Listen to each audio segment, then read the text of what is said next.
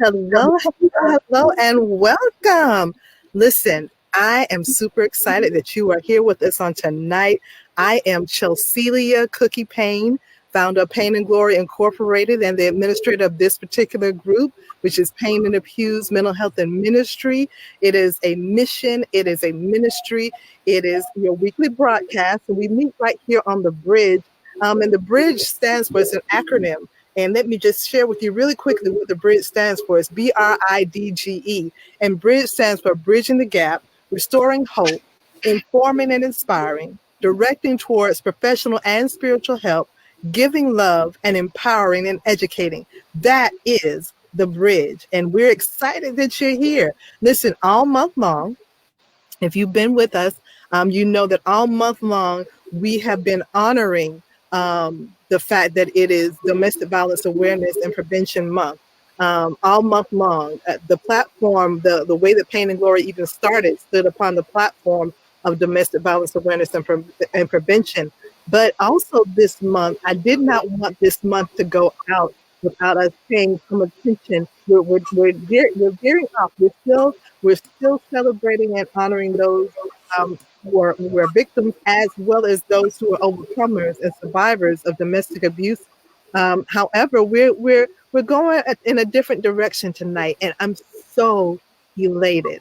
I'm so elated to be able to bring this topic, number one, this topic to the forefront, and to be able to bring with us such an amazing guest. I met this young lady, oh my goodness, I think 4 years ago. I want to say it may have been even longer than that.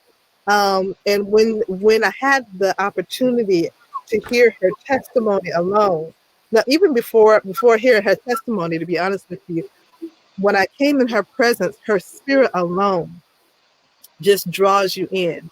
She's just such a sweet and engaging person that you're like, okay, who's this lady? Let me see what she's talking about. And then you start talking to her and you hear her story, and then you're like, wow, this is amazing. And so I'm honored that she accepted and gave the yes. So I'm excited and honored to have with us author Denise M Walker. Denise, thank you so much for being a part of tonight. Thank you for asking me to come. I always enjoy talking about what God has done. So thank you.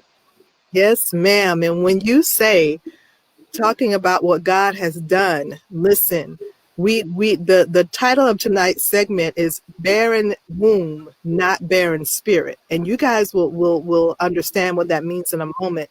In this country, I dare not, we'd be here for a minute if we start talking about other countries, to be honest with you. But in this country, it's when we talk about infertility and fertility and infertility in the African American community, it's not spoken of as much. You know, if a woman, if a woman of color, because I don't want to leave out our Black and brown brothers and sisters, if a woman of color experiences a miscarriage, or if her and her husband are having issues with conceiving, it's not really talked about that much. And if it is talked about, it's the language that's used, and I'll get into that in a moment, is not people. It's something we say all the time, but it's sometimes can be so damaging.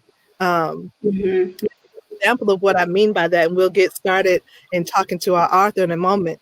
You know, if you ever come across a couple who have been married longer than a year, literally, if they've been married longer than a year, and you know, you get that they get that question, well, when are y'all gonna have kids? You know, when are y'all in, and not knowing the struggle they may have gone through. They may have lost, you know, a child. They may have had struggles with fertility, and you know, continue to be asked that is as a stab in the heart, especially when every time you see them, you know, you're asking, when y'all gonna have some kids, or well, y'all can take mine if you want them.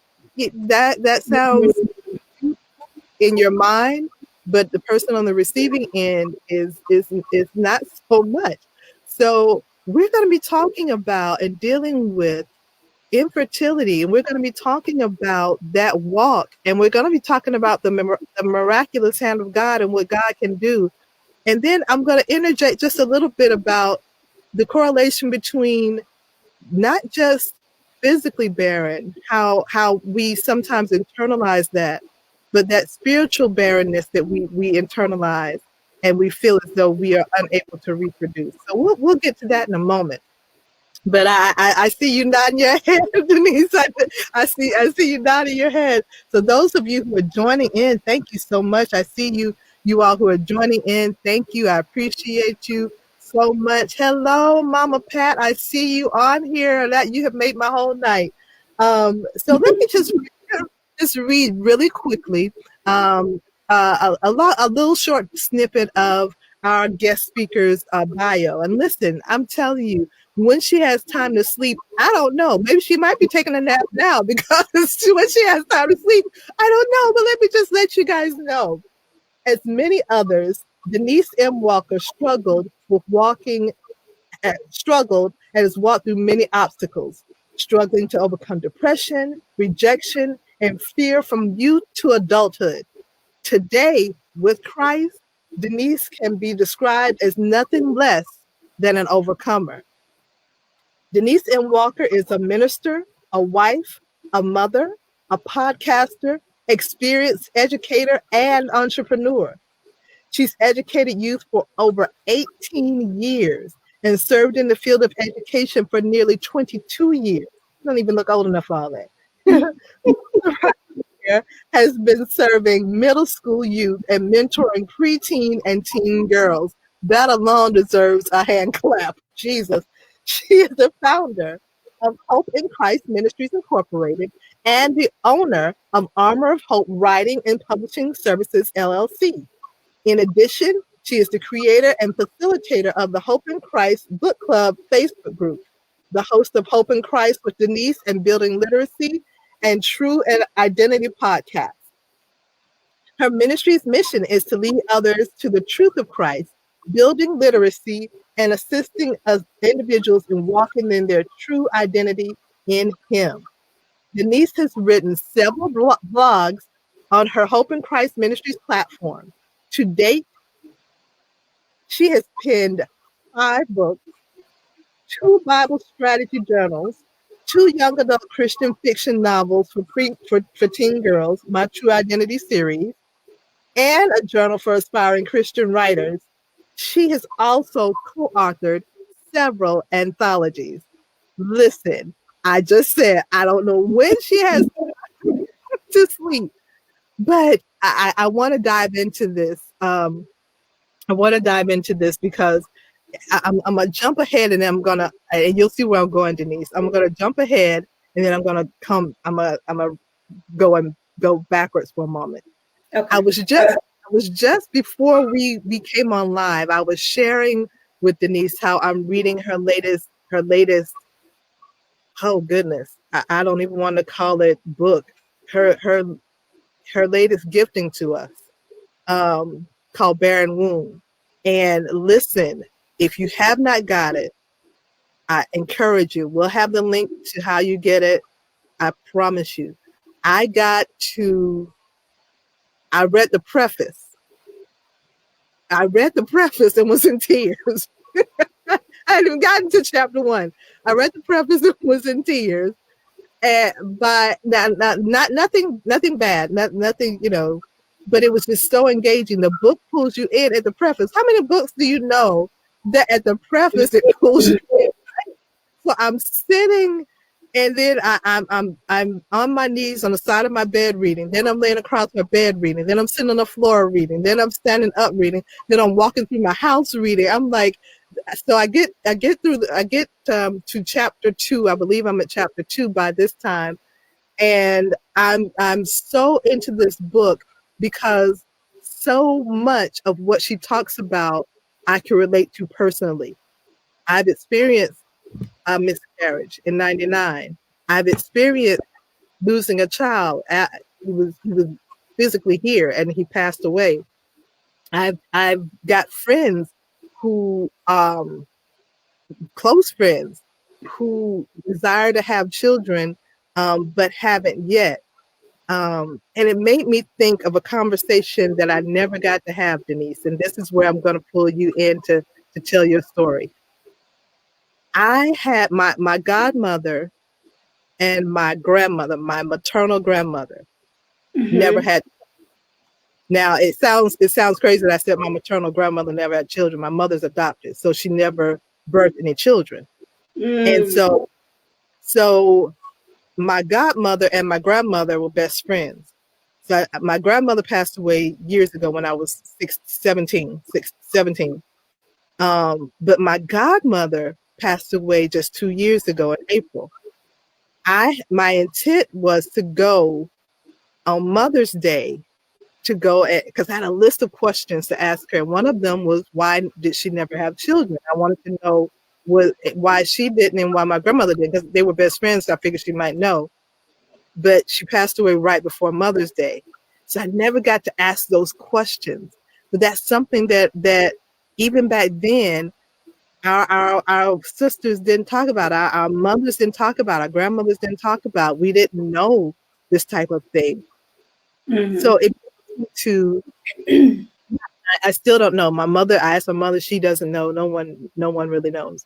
If it was a physical issue, if it was just their choice, I don't really know. However, it brings me to you. When I met you and you gave your story. So take us to, and however you want to bring it. If you want to bring it from the book perspective or from your testimony perspective, but I want the ladies on here, whether you've had a child or not, whether you have experience of the loss of a child or not, I want you, ladies that are on here, to hear what this powerful woman of God has to share. So I guess I can start with me, and then I'll tell you the inspiration for the book.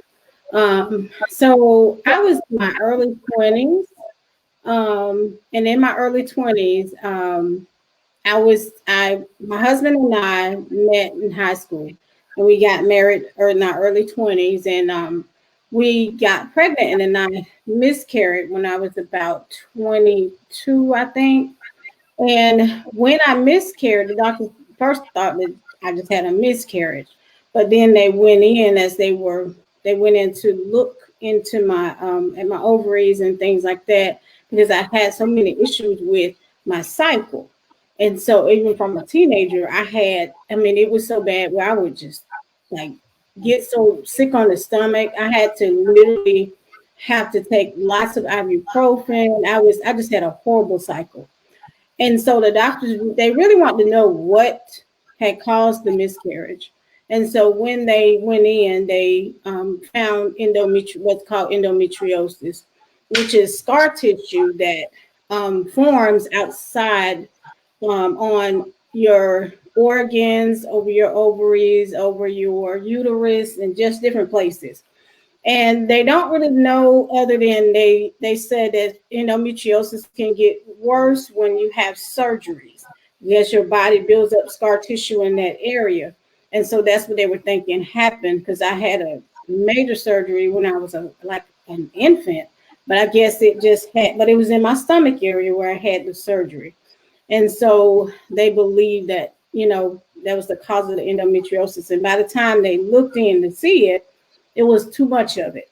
And it was covering both ovaries.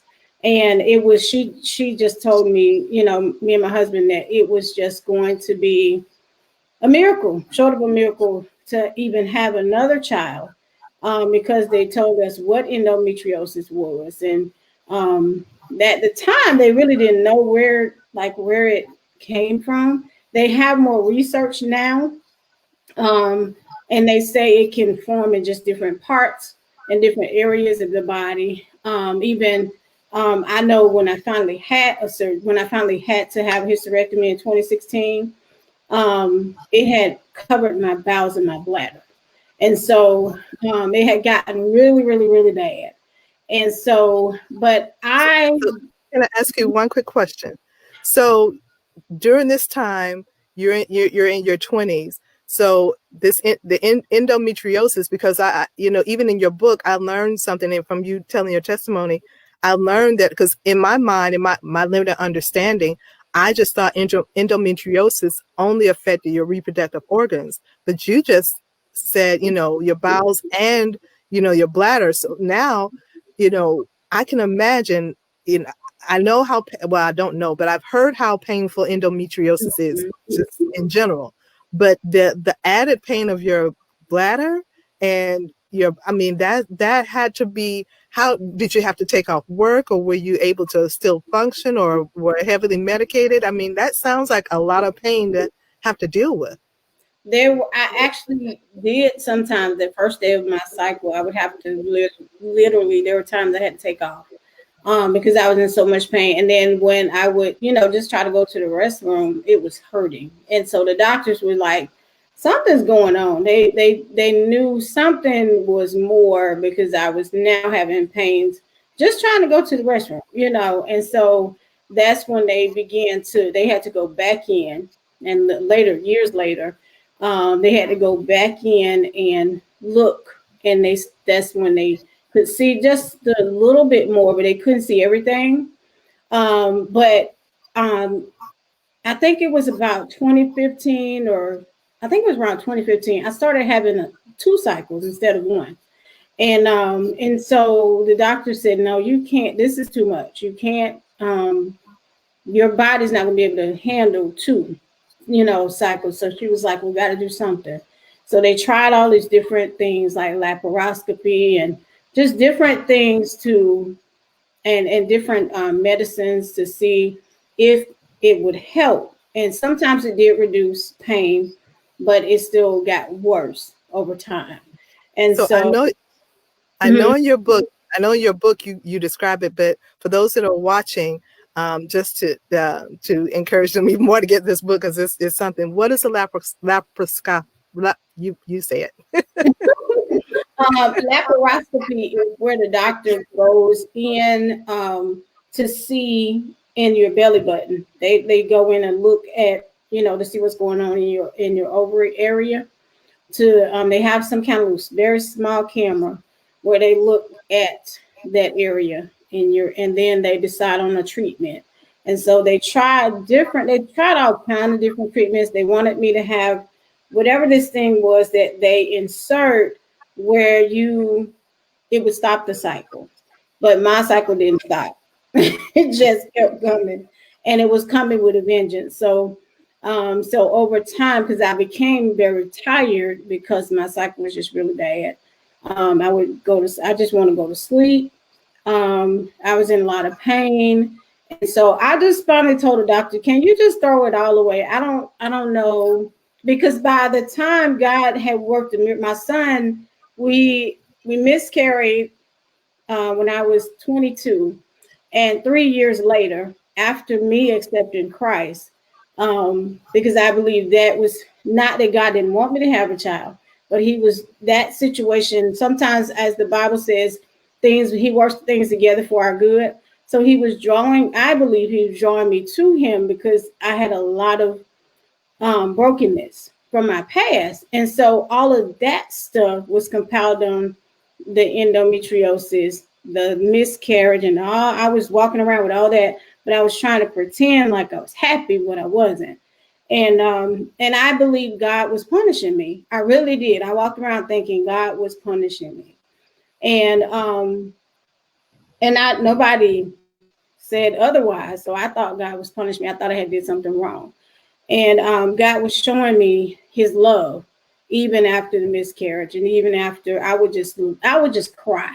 I went through depression. When people would like make having a baby very minimal, like they would say things like, well, it's just not time. It's just not, and people don't realize when you say that kind of phrase, was it time for you? And so we have to be very careful when we say things. And it was all compiled though with everything that I had experienced just growing up. And so I felt God was rejecting me. And so and I went through so much depression. And my husband, he loved me through it. He used to watch me. He used to just walk in. He just let me cry. I would just go and just sit and just cry. And one day we lived in our hometown, but one day my husband said, let's just move away.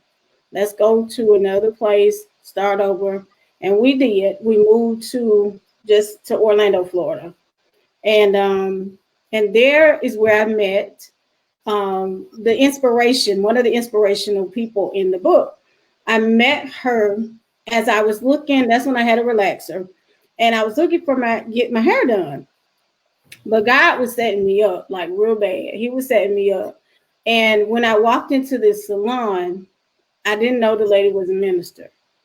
And it was just something about her. I wasn't saved at the time, but I just knew it was something about this lady. And I sat down in her chair and I began to talk to her about what I had just experienced. I've been told I couldn't have children and I had a miscarriage. And I just started talking to her. I'm like, why am I telling this lady my business? And she began to it was just like God's love all over her. And she told me, she said, Denise, I hear you. And she said, but I want you to know that you got to love God more than you love anything else. And I just kind of looked at her like, what? What do you mean? I don't love God? Like I didn't get what she was saying. And she said it again as if, okay, let me say this again so you understand what I'm saying. And then I finally got it. I said, wow. She said, sometimes we want things more than God. We don't even realize we want that thing so much. And it's God that we really need. And so she was the inspiration actually behind Barren Womb. Her showing me that I needed Christ and that he was going to give it all. Like the Bible says, seek first the kingdom and all of his righteousness and everything else will be added. And once I did that, he did. I mean, the miracle, my mother and my husband's mom was a pastor. She began to dream of BJ. She began to see him in her sleep. His aunt, who was also a pastor, she began to see him in her sleep. So God began to show them this little boy. They didn't know who this little boy was. And my OBGYN, she wanted us to have a hysterectomy. And because she said it's just not going to happen unless she does in vitro fertilization. And we didn't have in vitro money. So that was just not going to happen. And I remember my mother-in-law and my husband's aunt going in prayer because they said God can do anything but fail. And so 3 years later, my son was born. He was, and I didn't believe it. And God actually showed me in a dream that I was going to go to a doctor's office and I was going to think something else was wrong with me. And they were going to tell me I was pregnant. And it happened exactly the way I dreamed it. So, Wow. What amazes me is, and this is where I was talking about the correlation between the natural barrenness and the spiritual barrenness. Sometimes we have to get out of what we're used to in that comfort zone. You move to a whole different state. You moved to a whole different location, and God redirected you so that you could hear Him clearly. Sometimes when we're in that place of depression, we've been sitting here in this so long. It's like if you envision the Charlie Brown character with the cloud around them, we so long and we don't see the product that God promised us. We don't see the gifting. We don't see the ministry coming together. We don't see the family member getting saved. We don't see the marriage changing the way we expected. See the body getting healed the way we expected. We don't see our children, moving and behaving in a way that we think they should be acting until we get up from that place and realize that we are not barren. We are not what society has said. You said your doctor said, hysterectomy. That's, hey, these are the choices you have, and the choices aren't good. And sometimes, people will say, as you said, things that are not helpful, that don't encourage your spiritual or natural growth. I love Mhm. that you had in the book. Again, the book is Barren Womb. You definitely want to get this, ladies. But and it applies if you've had a child, haven't had a child. It applies. Trust me. But it encourages my heart how the main character in this book, she's aware that I'm depressed. I'm you know, Mhm. but she's honest with I must have done something wrong. This must have been me. It must have been me. And then she was concerned about how her husband would view her, how you know what he was going to be a father, but now that the miscarriage is taking place, wasn't my fault. Um, Mhm. and I love how you brought that out. As I said when I was reading the book, it touched so many parts for me, and I'll tell you why. When I had my first son, I've given birth to I've been pregnant 4 times. I have 2 living children. I had one miscarriage and one child that passed away. So I've been pregnant 4 times. When my first child was born, I was only 26 weeks pregnant, six Mm. months pregnant, 6 months pregnant. I had just told my family, so I'd hidden it. I hid it because here I am. I was just about to graduate from the Fashion Institute. I wanted to go to the Fashion Institute all through high school. That's all I would. I just I'm going to the Fashion Institute, and from there, I had all these big plans. Yada yada. I was about to graduate from the Fashion Institute. I'm the youngest in my family. I've always been treated differently in my family for whatever reason. Just I'm the youngest. I have a I've always been I'm legally blind, so I've always been treated a little different. But I always felt like I had to. I was always the church girl, right? So when Mhm. the church girl got pregnant, I felt like it had been a virgin and then got pregnant. Like, well, all of us, if you, but what I'm saying is, I was virgin, pregnant. Boom. There was no in between time. So I felt like I let God down because I felt so guilty. Felt so guilty. Now I'm pregnant. I'm hiding it for 6 months. I was embarrassed. I don't know how I thought I was going to hide it for the whole 9. I was at Lenox Square Mall, and for those of you who may not be from Atlanta, Lenox is a mall. Lenox Square is a mall, a popular mall here in Atlanta, and I began to hemorrhage heavily, Mm. heavily. And what happened was my placenta separated. Mm. So rushed to the hospital. All these emergency things happened. Long story short, they didn't expect me or him to last through the night because I had lost so much blood and he was only 26 weeks in gestation. But clearly I'm here and he did not pass away either. But here's the thing. When he did pass away, he lived 6 months. When he did pass away, 2 things happened, Denise. And you alluded to it just a moment ago. 2 things happened. Before he passed away, I was laying in my bed. Now, mind you, I was a church girl. I grew up in the church all my life. Mm. Literally, the church was across the street from my house. We walk across the yard, you cross the street, you're in the church. Literally. But here's the thing. I didn't really have a relationship, right, with God. When he was in the hospital, I was laying in my bed, which used to be my grandmother's bed, 4-poster bed. I'll never forget it. I'm laying on my back, looking up at the ceiling, and at the time, my aunt, which, like I said, your book, I'm telling you, your book had something. My aunt was saved, and she was the closest thing to God that I had seen. She not only was saved, but she was also so doggone funny. Like she was the one that everybody in the family wanted to be around. Like it wasn't a family gathering until she came around, right? But she also loved God with everything in her. And I had seen God like move when she spoke, things happen. So I remember laying on my back, up looking up at the ceiling. I remember saying to God, and I knew he was real, but I said these words. If you're real, I want the God of my Rachel. And that's what I said. I want that God come into my life. I didn't know the words that you're supposed to say, Father, in the name of Jesus, come, I accept Jesus Christ as my person. I didn't know all that. I wasn't at church, wasn't a Sunday. I was laying in my room and I accepted Christ in my life because of my son Xavier. If it had not been for him, I believe that God had me in that place by myself. I wasn't at the hospital with him. I was laying in the bed and I accepted Christ then. And I knew something was different. It wasn't like, some happened, but I knew something was different. Mm-hmm. Shortly after, a few months later, he passes away. And the guilt of that was immediate. It was my fault.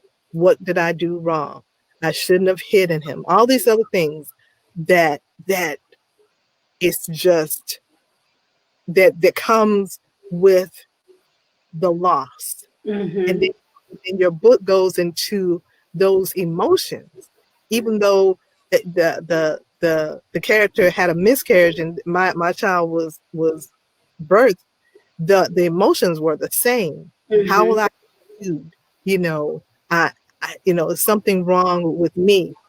So then here, your book, I'm telling you, I think you were peeking into my life a little bit. So let's fast forward. I don't remember what year it started. I don't really remember. Oh, well, yes, I do. When my 16-year-old son was born, the year he was born, I was 7 months pregnant with him, and I started having irregular tests. And so they started doing um, colposcopies, which they take tissue from your uterus to test it for cancer because they show precancerous cells. And so imagine being 7 months pregnant and they're snipping. This is not the most comfortable thing. So but they said, sometimes, with hormones and changes in pregnancy, that this could be, you know, could possibly go away after your pregnancy. Fine and good. After he's born, I still have these irregular paths. I'm still having these irregular. They're still seeing, precancerous cells, and I know that the enemy was really trying to come at me with fear of cancer. I had to go see an oncologist. That's not a place you want to go into. It's not a room you want to go into. It's not a room where you want to wait to see for them to come into. And we still don't know. And I had to have these regularly, like a few times a year. That is unpleasant until, just as you described, although it wasn't endometriosis, I was having cycles twice a month. And I had more black pants than a person should have to own. And, that fear of sitting down and, don't want to sit down on light colored seating and, like you said, so tired. Um, but I didn't know what was going on. I really didn't. I had no idea what was going on. So I was sent, my primary care doctor thought I had internal bleeding. So she sent me to a gastroenterologist. Mm-hmm. Um, what was going on? She said, I don't know if you have a bleeding ulcer. I don't know what's going on. But she said, you are severely anemic and there is something going on. Um, and did not know until I went to my gynecologist, and she then, shared with me about, these fibroids that were everywhere. Mm-hmm.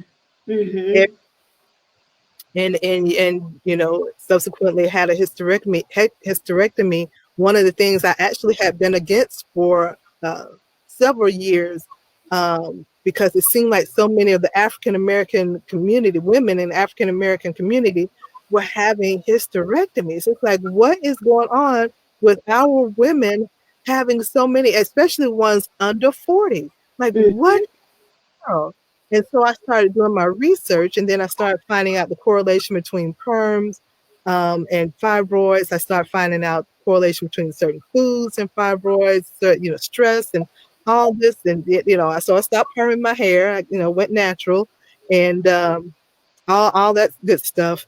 but it really does. It makes a difference when you have a change of mindset, and your Mhm. book really your book helps with that. Amen. Amen. Thank you. So tell us some more. So your son, after 3 years go by after that you feel like it's not going to happen, and now here you are pregnant. So when did you realize you were pregnant? How far along were you, or did you know? Did you know sooner, early on in the pregnancy? I didn't because I think I thought I had like a bladder infection or something. And then I ended up going to the doctor. I actually didn't know until the doctor did the test. Because when I got to the doctor, they were like, are you pregnant? And I was like, well, no. They said, and because this has been planted in my head, I said, no. The OBGYN said I can't have kids, and so in my mind, that's what I'm saying. And the doctor said, well, you know what? I'm gonna test anyway to see. And and that's when the doctor told me. So and Wow. I And was how long were you? I was only about 8 weeks, I think. I was only Oh about wow. about about Only that's pretty nice. That's 2 months. That's pretty good.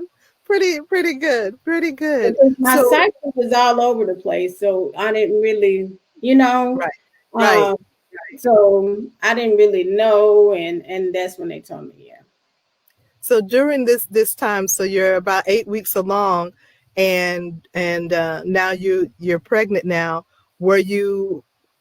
I know in the book the character was, but were you apprehensive? Because I know in the book it talked about how the doctor said that she had a miscarriage and how she was Mhm. apprehensive up until she actually gave birth. But how was it for you? Were you extremely cautious, or were you like, okay, God, it's in your hands? How did you handle your pregnancy?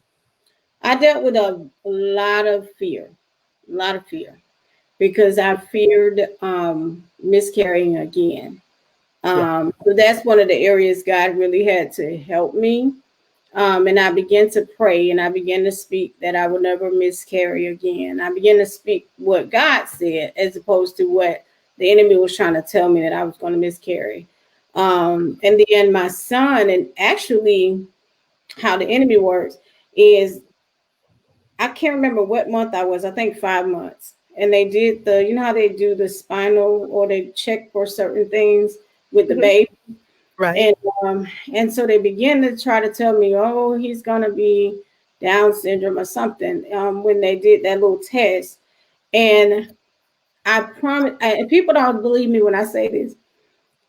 When the nurse called me on the phone, and the nurse said, well, we want to give you the results. The baby's possibly is I can't remember the percentage she said, but that he'll probably be Down syndrome. At the very moment that nurse was talking, my son just started kicking. He was just kicking. And I Wow. was like, ouch. Like, I mean, when the nurse hung up, he stopped. When the nurse hung Wow. up.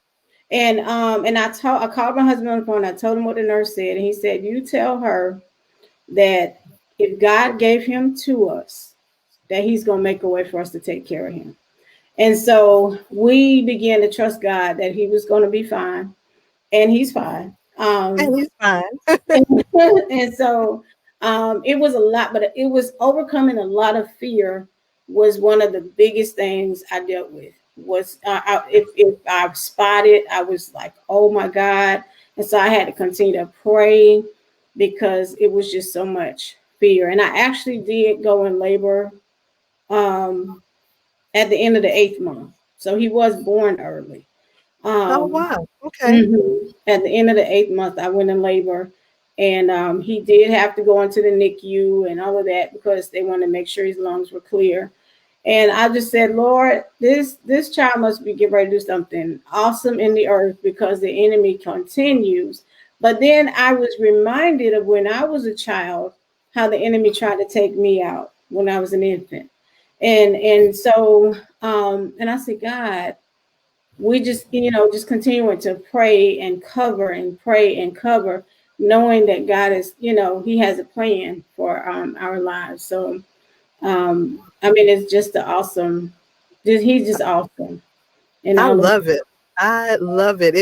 It's I'm telling you, you're pulling the covers off of my own story. I'm like, I'm listening to you and I'm like, wait a minute, that's mine.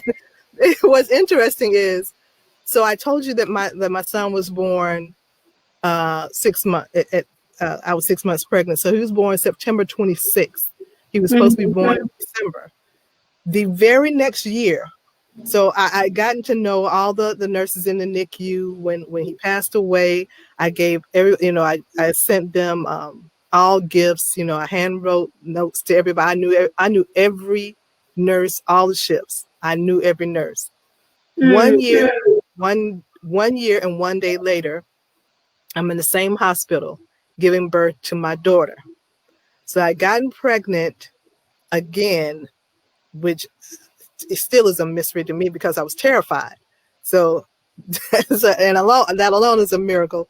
But here's the thing: with my daughter, I went to Lamaze classes because I didn't know what caused the first one. I didn't know what would cause my placenta to rupture. I never, no one ever knew.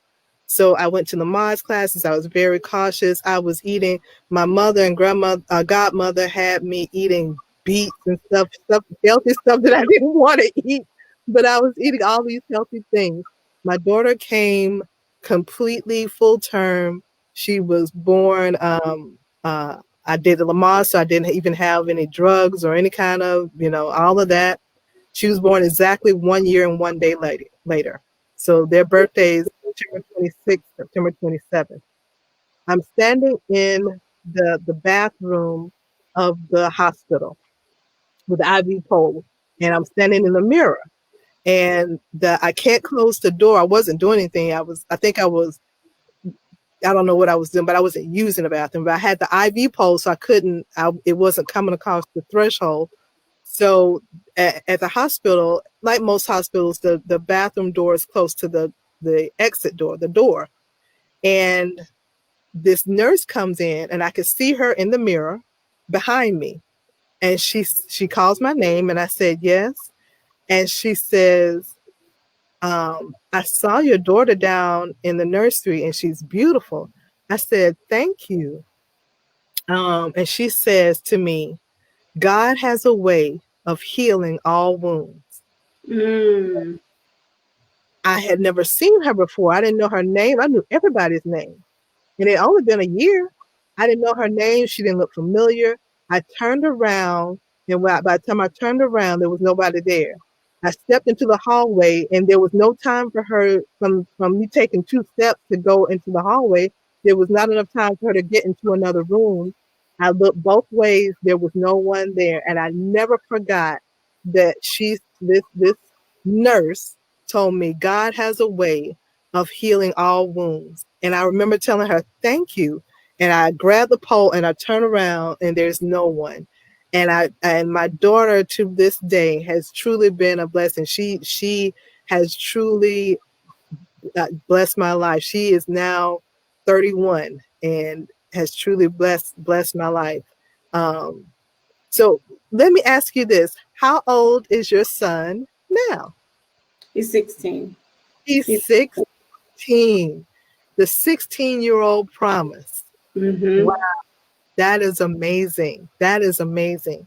I want you to help because like I said, there are women who are watching now, women who watch the replay, women who I will share this with, who I know um, have desired to have a child and to date maybe have not, and are struggling with that. Now I know everybody's story doesn't end like yours, but it can. I'm not saying it can't. Everybody's story is different. But you talked about some options and you talked about the mindset. So if you could just share from your perspective, speaking to that woman who is battling internally, who is scarred from being labeled as barren, not only from a physical standpoint, but mentally, that barrenness. Speak to her. Well, I would say one part of the ministry that God has given me is one is the no longer barren, and also the true identity. And one of the side of the true identity, or my true identity, is not the my circumstance or my situation. My true identity is I'm the image and likeness of God. And so that's one of the things God dealt with me about. Was he said, you have taken on so many false identities. You have taken on rejection. You've taken on fear. You've taken on, just the endometriosis and all of the whatever the doctors have said. You've taken it on, but the greatest thing about you is you're made in my image and likeness, and to remember His promises. That and those are some of the things God just walked me through. And sometimes I would kick and scream and cry, and I didn't understand. For a long time I didn't understand, even when I had to submit to a hysterectomy. I still didn't understand. But even in the midst of that, God began to speak to me as they were prepping me for surgery. And the song that God gave me as they were prepping me for surgery was "Good Good Father." Wow. And that song began to play in my spirit, and I put my headphones in my ears and I began to sing it over and over. You're a good, good father. That's who you are. And he began to show me. And so we have to see the other side of everything. And he began to show me that even though I did not have any more children, and I cried, and I didn't want to have a hysterectomy, even though I'm 44. So like right now, I'm not having any more children anyway. So, but it was just the thought The of a thought. Yeah. hysterectomy. Yeah. And, Yeah. um, and God began to tell me, he said, I gave you um, a lot of children. You've taught over 20 years. You have a lot of children that you minister to. You have a lot of daughters that you have loved on. And so he began to show me that even though he only gave me a son, that there were so many. He gave me a girls' ministry where I would minister to girls. And Yeah. so it just changed the way I saw things. And I never forget one time when a fellow teacher asked me, she said, Walker, why didn't y'all give your son? Now, she didn't know about the endometriosis. She said, why didn't y'all give y'all son a sibling? And for the first time, I didn't want to burst into tears. For the first Wow. time, I told her, I said, well, God already used Sarah. I made a joke out of it. I said, God used Abraham and Sarah already. He don't need my help right now. And so because I was older at the time, I think I was about 41. And so she started laughing. I said, but and I explained to her what the doctor said, because I always say I have a condition of endometriosis, but endometriosis doesn't have me. And Right. so Christ has me. And so when I got that revelation that it is Christ and Him crucified, and that He can do anything but fail, when I got the revelation that He loves me, that He said, I knew you before I formed you and I called you. He said, I know the thoughts I think towards you, thoughts of peace and not of evil, to give you an expected end. He said, those are all promises of God. And so Right. He's not saying to me that He is, that I'm a disappointment or He was punishing me. But sometimes I believe that life is a journey.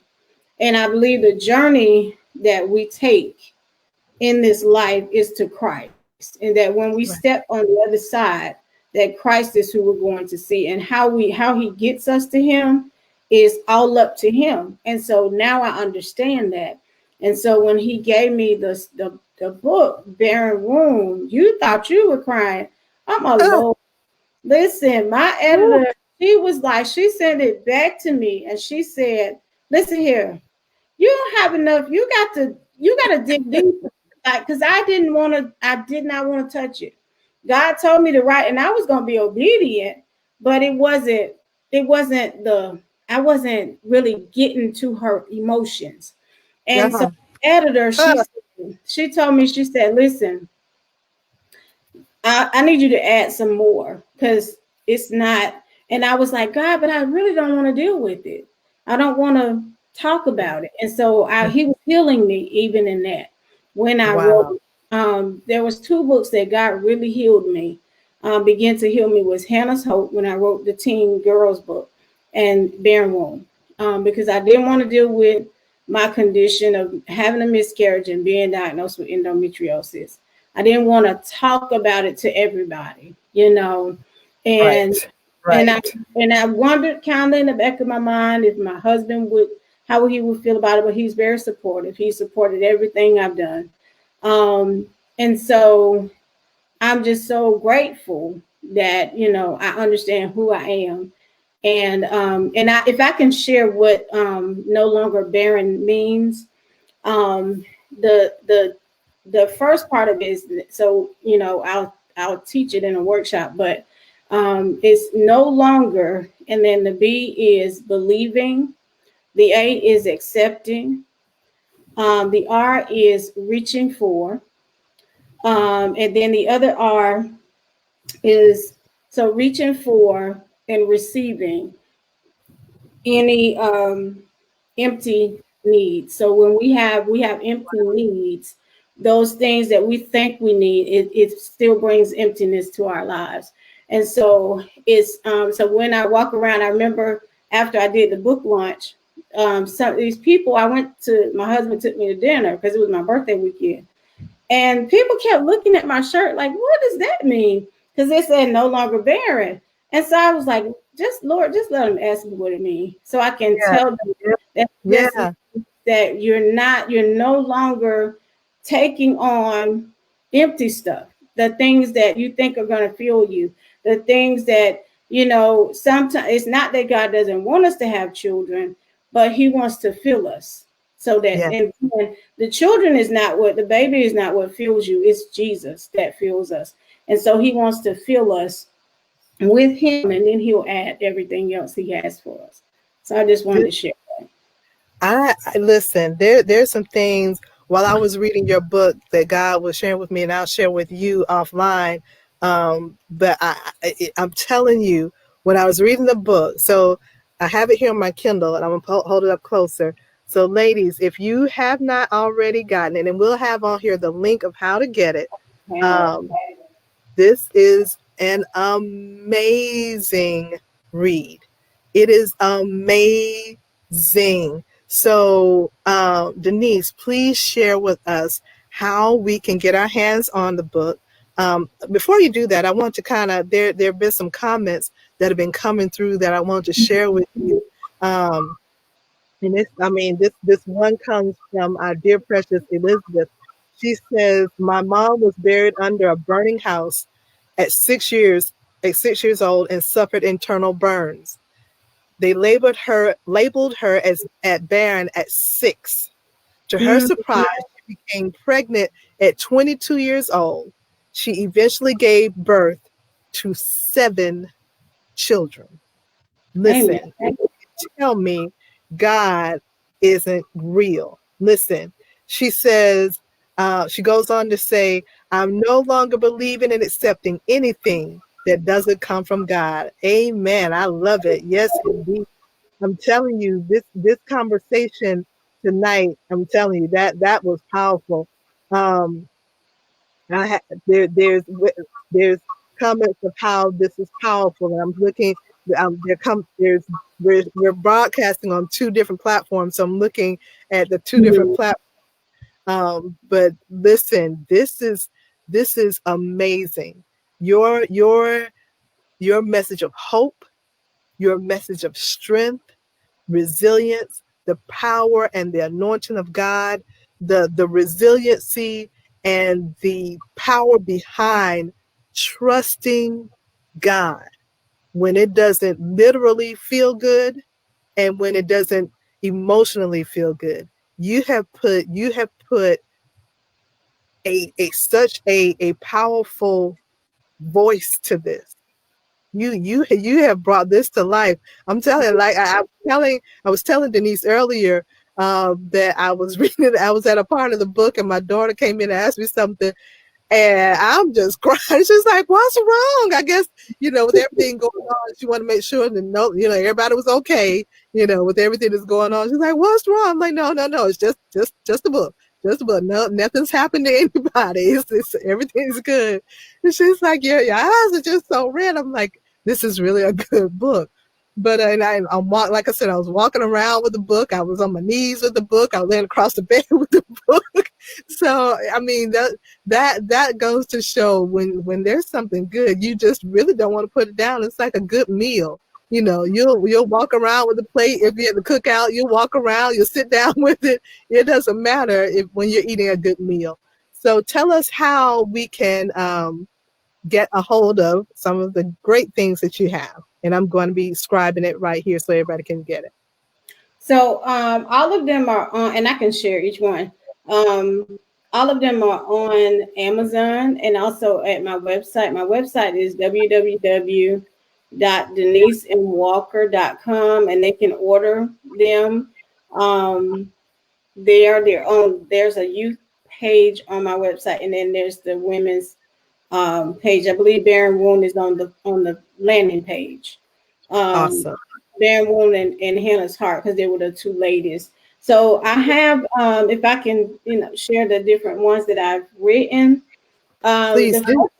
The first book that I wrote, and I'm trying to see. Okay, this was my very first book. My first book called Representing God, and it's a youth journal about the deity of Christ.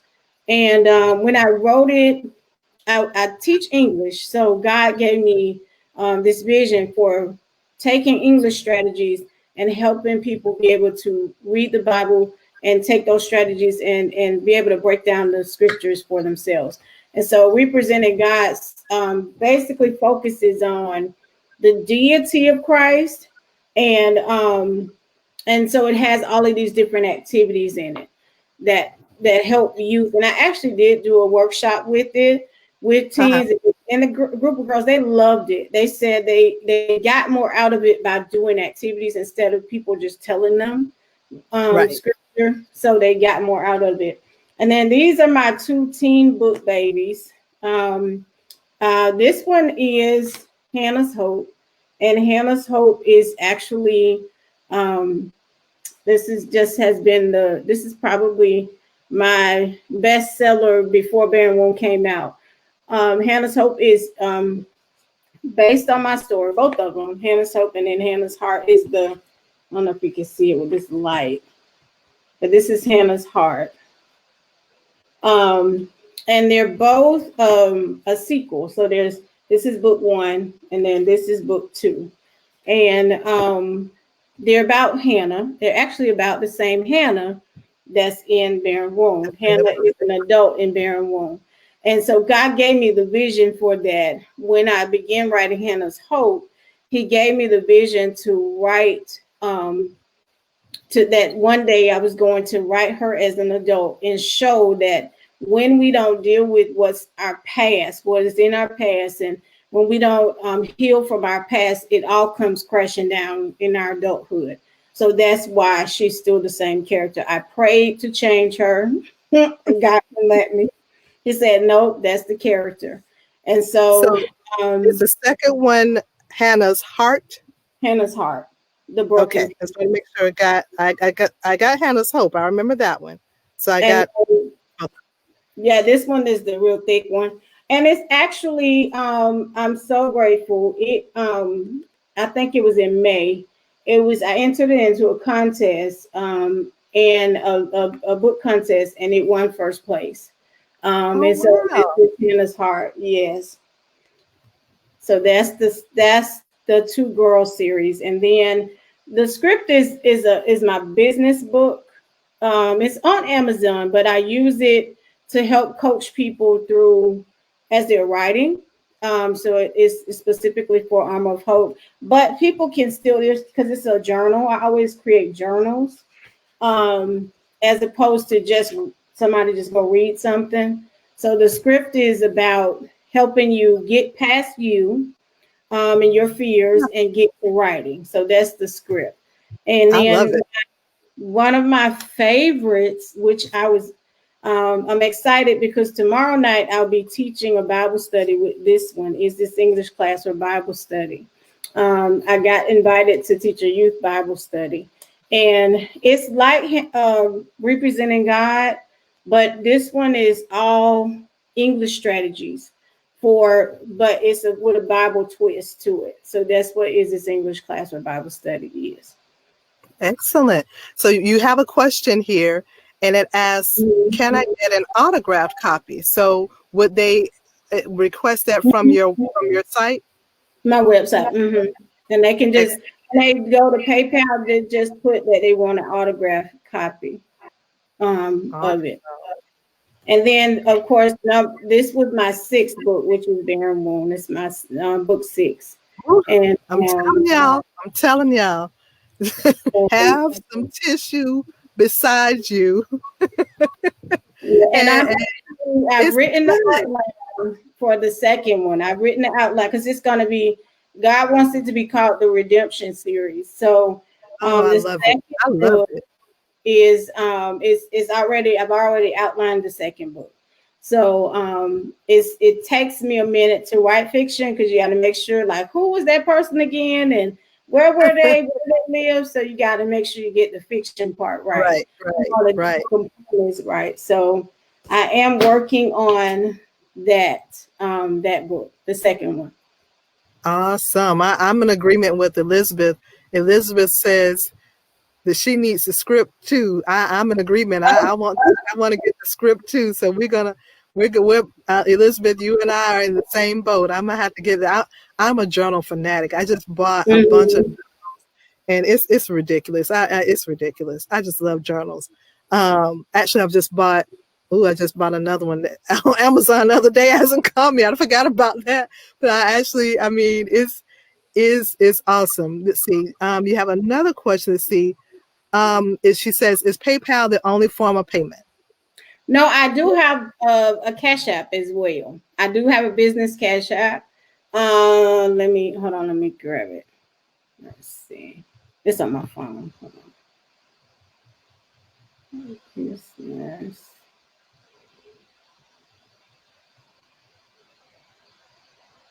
And while she's pulling that up, guys, listen, be sure to go over to her website and check her out. If you're not already following her, if you haven't already done so, you can follow her right here on social media, right here on Facebook. Denise M Walker. Is it Denise M Walker on Facebook? Or is it just Walker? Denise M Walker. Denise M Walker on Facebook, and you'll see all the goodies. She posts some wonderful things, so that you'll be able to follow and see what's coming up and see, follow the journey. Listen, she listen. This book, it's really good. But I do want to get the script. So do you have the Cash App? I do. It's the dollar. It's the $ Armor of Hope Writing. So it's ARMOR of Hope Writing, and that's the Cash App. Okay, I'm putting it in here. If I would spell hope right, it would work. Let's try this a better way. Armor of Hope Writing. Right? Got it. All right. Then it's gonna show up in a minute. I'm gonna share right here for you. And I'm actually in November. I'm going to be doing a women's Zoom workshop with is based on barren womb, but it's dealing with the different parts of the word barren, of how we can come out of those areas and begin to walk in our purpose. So it's centered around. So it's a series of workshops. Yes. Oh my gosh. Oh my gosh. That does my heart good just to hear that. Listen, I'm honored that you are here with us. I'm honored that you were able to share with us this hope and healing. I'm glad that you were able to share with us about Hannah. And I kind of gave away, but Hannah well, you said it already. Hannah is the main character in the newest book, and then you've got Hannah's Hope and Hannah's Heart. You've got she's got the script, she's got the Bible study. Listen, you have all the tools necessary for a deeper and a greater relationship, not only with God, but just to have an understanding as we as women, and how barrenness is not just a physical thing. It is definitely ties to your spiritual connection. So again, if you're not following her already, it is Denise M Walker on Facebook. Be sure to go over to her website, which is the same, DeniseMWalker.com. And Denise, just thank you so much for being here with us. Thank you for allowing us to take a glimpse into the heart of Hannah, and for being you, for being the woman of God that you are. I appreciate you immensely. Words cannot Thank express how I you. I was trying appreciate to you. put a message there. And Uh, just as I said at the beginning, when I first met you, your spirit is what draws people in, thank and you. you are just as genuine tonight as the day I met you, and that means a lot. People can be a certain way. You can put on the face, and make but you've been consistently that same woman of faith and of God and of power and of anointing, and I appreciate you so much. I really Thank do. you. So welcome. So listen, I look forward to you all joining us again on next Monday, where we'll have another topic right here on the bridge. I am Chelsealya Cookie Payne.